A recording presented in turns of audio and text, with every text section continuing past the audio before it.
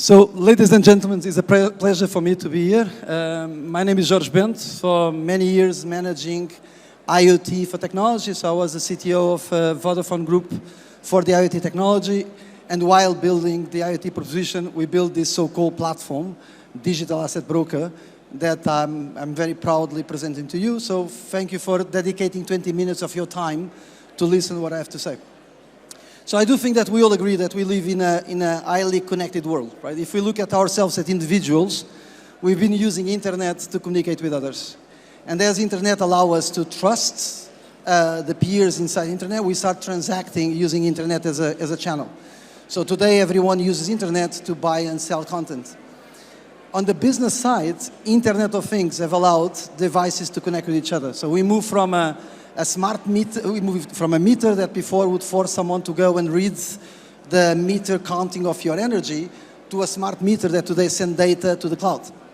And that has, of course, unleashed a variety of business opportunities. We believe that the same evolution we had as individuals using internet to transact is going to happen into devices. So devices will no longer only connect, they will also transact with others. And this will generate millions of transactions, many of them in the kind of a micropayment that is called economy of things. And that is what we are trying to address or facilitate, because today the adoption of economy of things is still highly complex. So allow me to share a small video with you.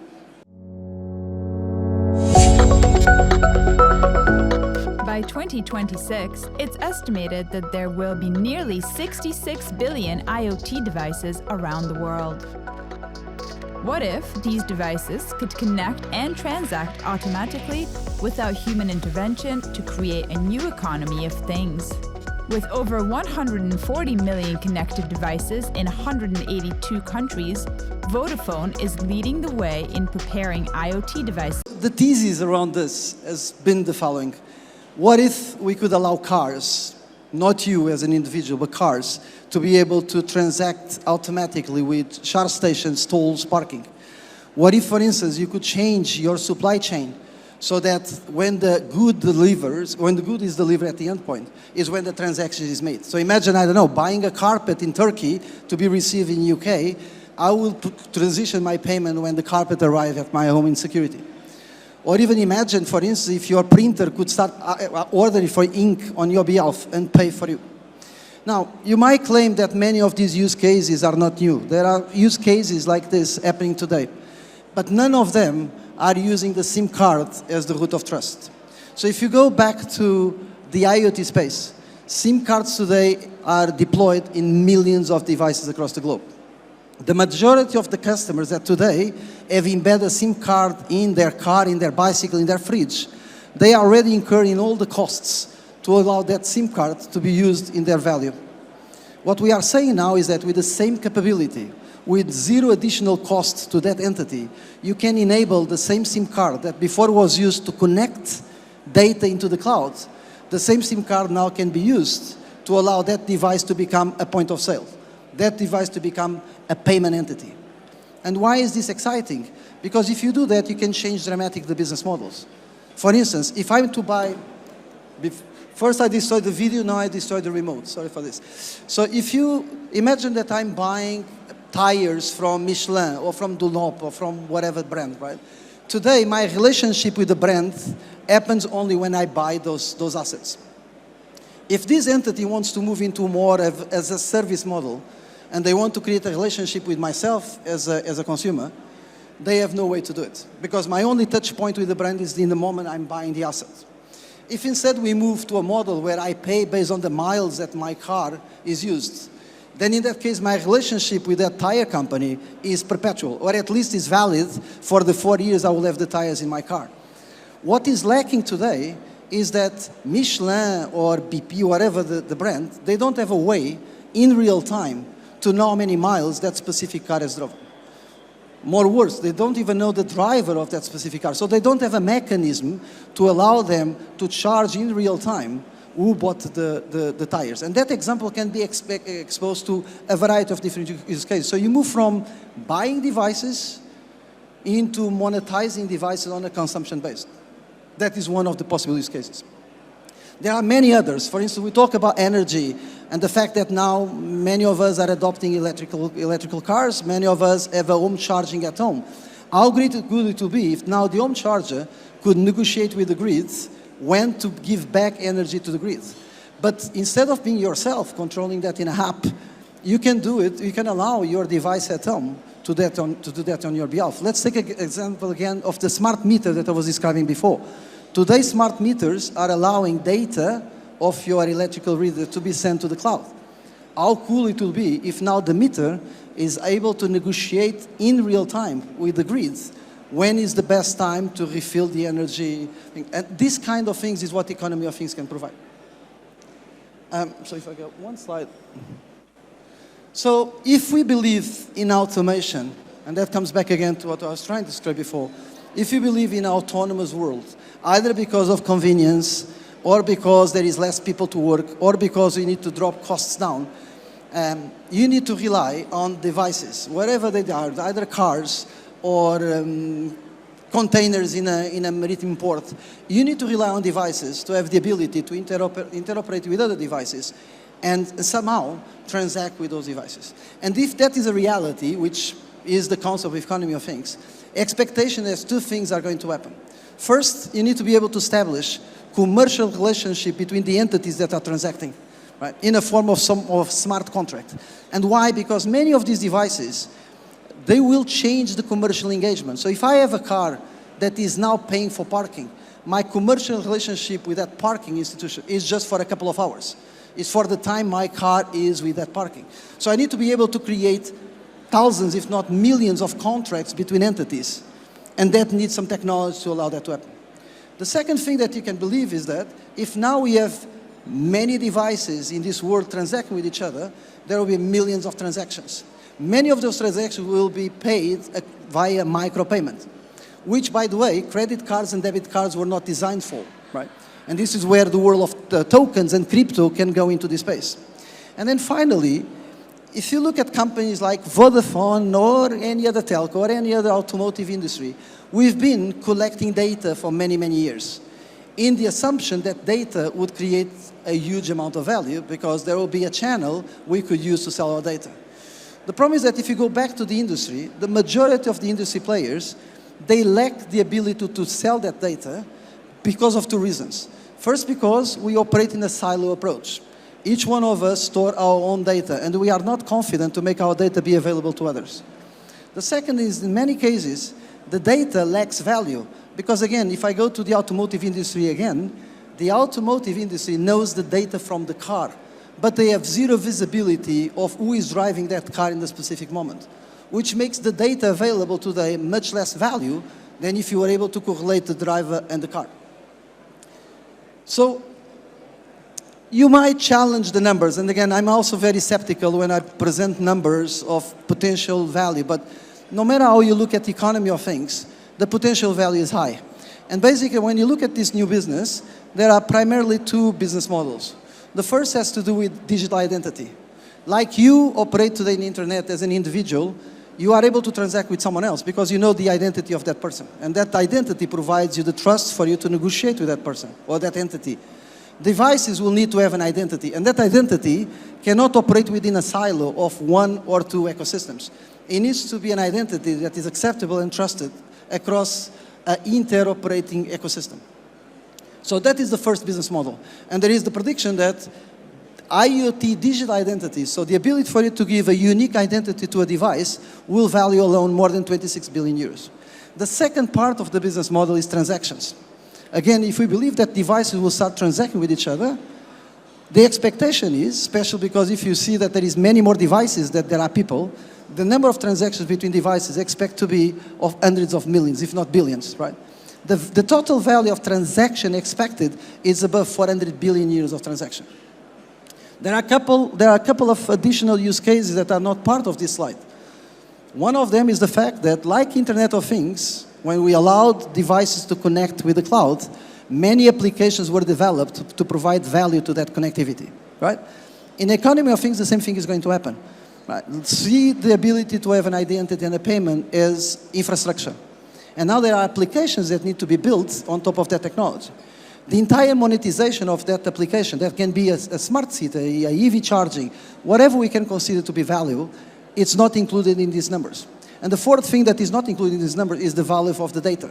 So how valuable is for entities to know when cars are buying for tolls or when a meter is buying for energy. That energy, that data on its own has a value associated that is not in these numbers. Now, this, in my view, seems to be exciting, but there are a variety of issues today preventing economy of things to be moved at speed. The first is the fact that IoT as a business is very siloed. Many of you, for sure, have cars that have connectivity to the cloud. Brands that are using that technology, they are using the Internet of Things to be able to know about the car behavior. But what happens is that, whatever the brand, the car connects to a platform that is owned by that car manufacturer. If you go into a smart lamp, that smart lamp only talks with the platform that smart lamp belongs to. Now, for whatever reason, if there is a use case combining a car with a lamp, the only option you have is to create an IT project. So you bring IT entities, system integrators, that will do an IT project connecting APIs and all the complexity of technology, which tend to be extremely expensive. So in the majority of the cases, this economy of things tend to take longer to adopt because there is not a business model that justifies payment. The second thing is that for entities, special fintech entities, to rely on a car or on a fridge or on a meter or in a bike, whatever the device, to be trustable for them, you need to have what is called the certificate authority. So that fintech service, no matter if it is a bank or a fintech company, they need to trust that the device is securely providing the right identity and immutability of the data. For that to happen, in the majority of the case, you need to have hardware embedded in the car or embedded in a bicycle, and that hardware is expensive. So that is the second issue, is the cost of bringing hardware into the car. And then finally, there is, as I said before, lack of trust. So if I have data and I believe that my data is my next revenue stream, I'm not very comfortable to give my data to a competitor because I believe that if I do that, I give competitive advantage to my competitor. And therefore, I keep the data to myself and I try to monetize my data myself within my own remit. So what we do with DAB is that we create a platform. And above all, what we are trying to do is to manage DAB as a platform business and less a vertical business. And basically what we are trying to create is a kind of a commercial glue. See it like a middleware that enables different ecosystems, no matter if they are from the automotive industry, from the telco industry, from the pharmaceutical industry, or the healthcare business, allowing these entities, while keeping control of the data they have, the devices they have, so basically they are in full control of their ecosystem. There is no central databases or dependency or lock-in to whatever platform. They are able now to be able to interoperate with other ecosystems, not theirs, and be able to securely transact value between themselves. So if you have now the automotive ecosystem trying to connect with the smart lamp ecosystem, DAB basically provides that channel.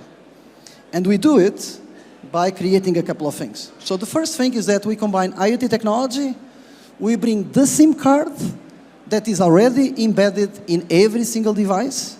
And please remember, these companies already spent all the money they needed to make that SIM card available for connectivity. So they have already an hardware in the car, they have already a SIM card, they already signed a connectivity pricing plan with companies like mine, and now they want their device to be able to transact. What we are able to bring to them is the ability to convert that device into a point of sales, into a payment entity, and they can do it without incremental costs. Because it's exactly the same SIM card, no matter if it is a Vodafone SIM card, or a Deutsche Telekom, or a Telefonica SIM card. So the solution is agnostic to the plastic or the software SIM inside the car. They have already a device, either a telematic device or infotainment device, that we can be allowed to download a small library. And as soon as we do these two things, so configuring the SIM and downloading a library, that car, that bicycle is ready for transact. That car, that bicycle is acceptable by fintechs of this world to sell or buy fintech services. So we do that using the SIM technology, for which we have patented a variety of cryptography capabilities. The second technology we bring is blockchain. And you might ask why I'm trying to bring blockchain into this equation. Because I need to ensure that the digital identity that I'm assigned to a device is immutable. It's very well known, is untouchable, and more importantly, you understand the traceability of that identity. We also want to ensure that when a device is transacting with other, there is a traceability of that transaction from the moment the transaction was initiated until the moment the transaction was received. And blockchain provides that traceability, that immutability that provides the level of security that we need. The other two things we do is smart contracts. We go back again to the need to, almost in real time, to establish a contract between two entities. Let me take an example of car sharing. I do think that we all agree that the world will evolve to people relying less on buying their own cars and instead using cars that they can rent. Right? Now, the problem is that when I go into a car that is not mine, the insurance associated to that car is not mine. It's probably the owner of the car that has an insurance. Right? So if now driving that car and by any reason I have an accident, is the poor guy that rent the car that is liable for it.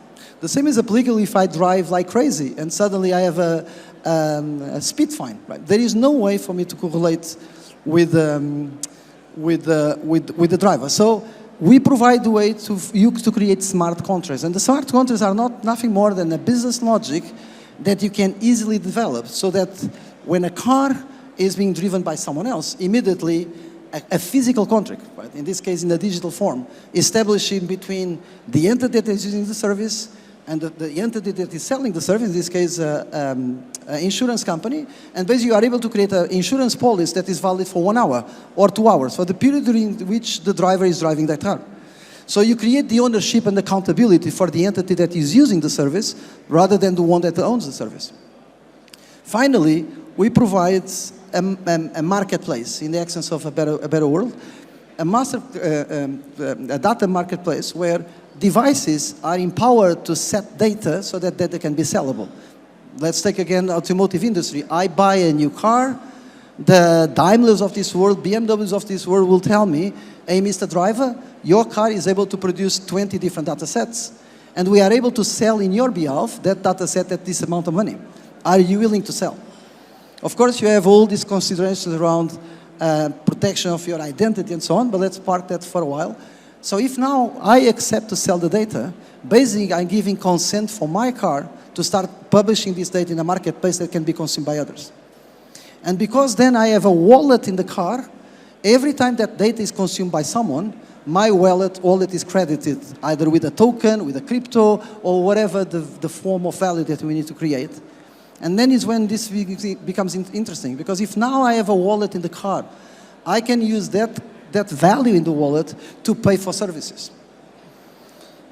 Of course, for cars, the business model is a little bit different. But imagine a coffee machine, and imagine the ability of the coffee machine to buy coffee on your behalf, but at the same time, sell data around your coffee preferences. It might happen that the money that you generate by selling your data will allow you to pay for coffee. So you make all your hardware that before was a cost to you, that hardware becomes a profit center. They become a point of sales. Right?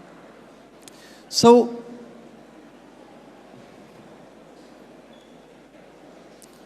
today, technology is not helping me. Okay, so why is this important? So there are a variety of different use cases you can explore DAB. Right? The first concept I would like to share with you is the concept of open loop. So basically we are enabling these different parts of the ecosystem to be able to transact between themselves without being forced to give away the control of their own data. So again, it's BMW, it's Daimler that controls their data. They are the ones that controls their cars, and they are the ones that define which services can those devices transact with. The same is applicable for Philips on their smart lamps. It's Philips that determines what they want their devices to do. And basically what we're allowed to do is that any device now that is powered with this technology is trustable. You can rely on the identity of that device to transact, which becomes very interesting because now, if you are entities that want, for instance, to loan money, today they didn't yet manage to find a business model that allow loaning money for devices. And why? Because devices are not expensive. So the entire cost of providing fintech service to devices is not attractive. With DAB, there is attractive on that business because the model is fully digital and costs almost nothing. The other thing that is really interesting is how do you convert, for instance, a car into a different entity to generate revenues. And we go back again. Imagine if now the car can buy things on your behalf, but at the same time, it can sell things on your behalf. I'm driving to London, right? I put in my navigation system where I want to go. My car will ask me, do you want to park? By the way, the car also knows that I have an electric car. So the car alone can do an e-auction with many parkings around you. It can negotiate the price on your behalf. When you found the best price, and by the way, a parking with EV charging capability, the car establishes a contract relationship with that entity and book parking to yourself. Now, in my view, this is already interesting, but it becomes more interesting if now the car was empowered to sell data. So for instance, selling my location or my speed. I can be selling location and speed to a traffic control unit in the center of London. And what these gentlemen can do, they can give me a 10% discount in my parking. So I start creating this interoperability of many different use cases, for which before you had to have a very complex IT integration, and today you don't. And that makes the process a little bit more attractive from a business perspective. So,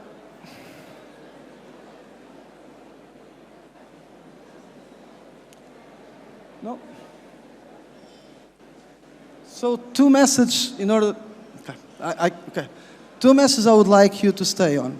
The first is that every device can become a payment device. Every device can become a point of sale on its own. And that is what DAB can provide. DAB can enable every single device, no matter if it costs 5 euros or it is an expensive device like a car, we can convert that device into a payment entity. And again, if now that device has payment capabilities, it becomes an economic agent and it can generate cash on your behalf. The second thing is that we do believe, and again, the slides, if the slides help me, and this is my last slide, we do believe in this interoperability. We believe that because automation becomes almost mandatory in our lifestyle, the world will be connected. And that connection is only possible if you are able to do it cross boundaries. You are not tied to a single ecosystem. You are allowing devices to communicate with many devices in different parts of the world and find a way to monetize that relationship. And as of today, we are going to do that using a SIM card, as I said before, no matter if it is a Vodafone SIM card or for any other telco, because the SIM card is already in millions and millions of devices. You might challenge that there are many more devices that are connected using technologies different than a SIM card. That is true, and we are also going to address that market.